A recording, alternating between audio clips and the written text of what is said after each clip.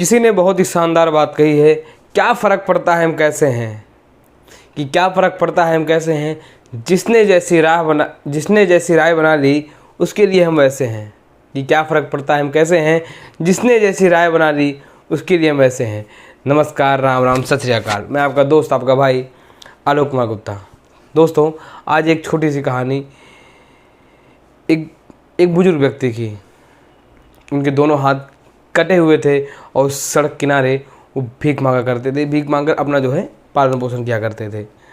भीख मांगकर खा पी कर जिंदा रहा करते थे। एक लड़का वहाँ से आते जाते उनको अक्सर दिखा करता था। उसके मन में हमेशा ये प्रश्न उठता कि मैं बाबा जी से जाके बात करूँ। एक दिन बाबा जी फ्री थे तो उनके पास गया और बैठ गया। बाबा जी थोड़ा हंसी मजाक के मूड में बाबा जी से पूछा, बाबा जी मैं आपसे 4-5 प्रश्न पूछना चाहता हूँ, पूछ सकता हूँ क्या? कुछ प्रश्न मेरे दिमाग में है, मैं आपसे पूछ सकता हूँ? बाबा भी फ्री बैठे थे। उन्होंने बोला, पूछो बेटा, जो आपकी इच्छा है पूछो, मैं आपको सारे जवाब दूंगा। तो पूछता है कि बाबा जी, ये आपके दोनों हाथ नहीं है, आपको बुरा नहीं लगता? तो कहते नहीं बेटा, ये मेरे दोनों हाथ नहीं है, इससे मुझे बुरा नहीं लगता है। आप भी जाके उनसे पूछो जिनके हाथ नहीं है, जिनके कोई अंग नहीं है, जिनकी उंगली नहीं है, जिसके आँख नहीं है, जिसके कान नहीं है, जिनकी कुछ नहीं है, जिनके शरीर में कोई डिफेक्ट है, उनसे जाके पूछो ये शरीर कितना कीमती है। बेटा, इस शरीर की कीमत आप लगा नहीं सकते कि ये शरीर कितना कीमती है। फिर उसके मन में एक प्रश्न और आता है। बोलता, बाबा जी एक प्रश्न और, आपके दोनों हाथ नहीं है, आप सारा इकट्ठा कहाँ से करते हैं? आपको खाना देता कौन है? आप खाना लाने कहाँ जाते हैं? आप तो यहाँ बैठे रहते हैं। तो बाबा जी उनसे कहते हैं, बेटा वो दूर देखो, ये जो भिखारी दिख रहा है, जो भीख मांग रहा है, यहाँ पहले सड़क पर रोडों पर सबसे भीख मांगता है।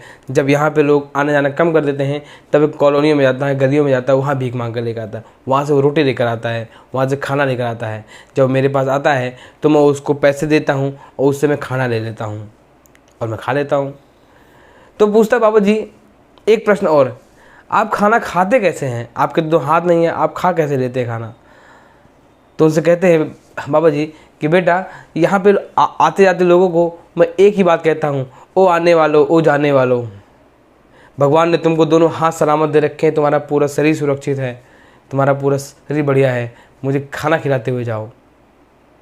कुछ लोग तो बेटा इग्नोर करके चले आते हैं, बट कुछ लोग हैं जो आके मेरी मदद करते हैं और मुझे अपने हाथ से खाना खिला कर जाते हैं। यहाँ तक कि कुछ लोग ऐसे होते हैं जो 8-8 दिन 10-10 दिन आते लगातार मुझे खाना खिला के मेरी सेवा करके जाते हैं। तो वो उनसे पूछता है एक प्रश्न और कि बाबा जी आप पानी कैसे पीते हैं? आपके दोनों हाथ तो है नहीं। तो उनसे कहते हैं, बेटा जब मुझे प्यास लगती है तो मैं अपना सर नीचे करके और अपने घड़े को, मटके को पैर से उठाकर और पानी पी लेता हूँ। इससे मेरी प्यास बुझ जाती है और मैं सो जाता हूँ आराम से। तो वो उनसे कहता है कि बाबा जी आप यहाँ पड़े हुए हैं ऐसी ज़मीन पर, घास पर, आपको मच्छर नहीं काटते?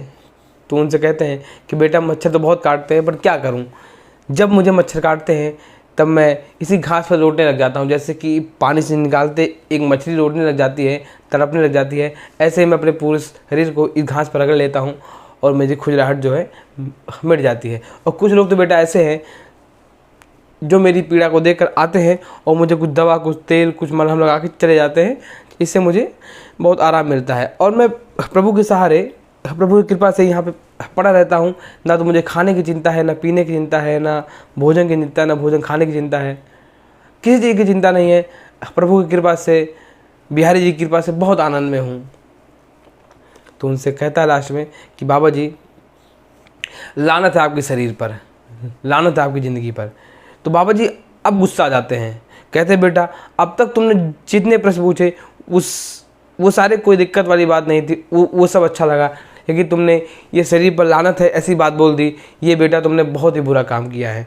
किसी को ऐसा नहीं बोलना, कभी भी ये नहीं बोलना आपके शरीर पर लानत है। बेटा ये शरीर इतना महंगा है, ये शरीर इतना कीमती है, भगवान ने आपको सब कुछ दिया है, आपको दोनों हाथ पांव सुरक्षित है, आप सुरक्षित हैं, तो आप इससे कोई अच्छा काम करिए।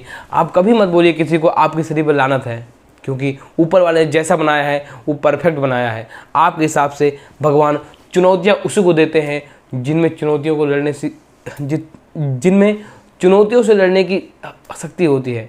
तो बेटा किसी किसी को ये इतना खूबसूरत, इतना प्यारा, इतना महंगा, इतना कीमती शरीर मिला है, कुछ लोग इसको गलत कामों में बर्बाद कर देते हैं, कुछ है जो इसको अच्छे कामों में लगाते हैं।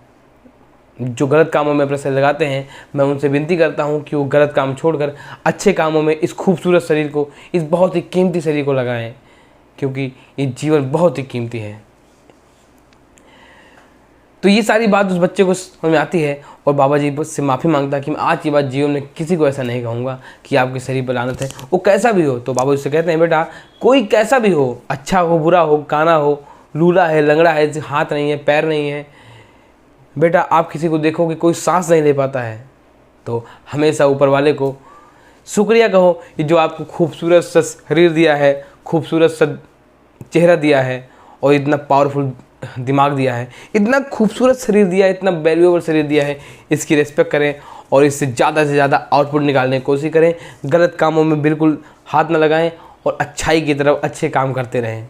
यही मानव जीवन का सबसे बड़ा धर्म है। ये बाबा जी इसको ऐसी बात सिखाते हैं।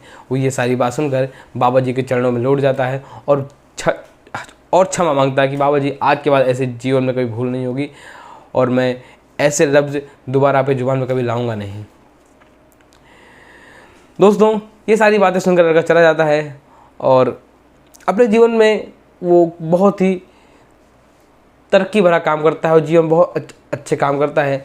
वो लड़का बाद में अमेरिका का राष्ट्रपति क्या नाम था उनका, जो पहले राष्ट्रपति थे, अब्राहम लिंकन। बाद में वही लड़का बड़ा होकर अपने जीवन में अमेरिका का राष्ट्रपति बनता है, जिसका नाम था अब्राहम लिंकन।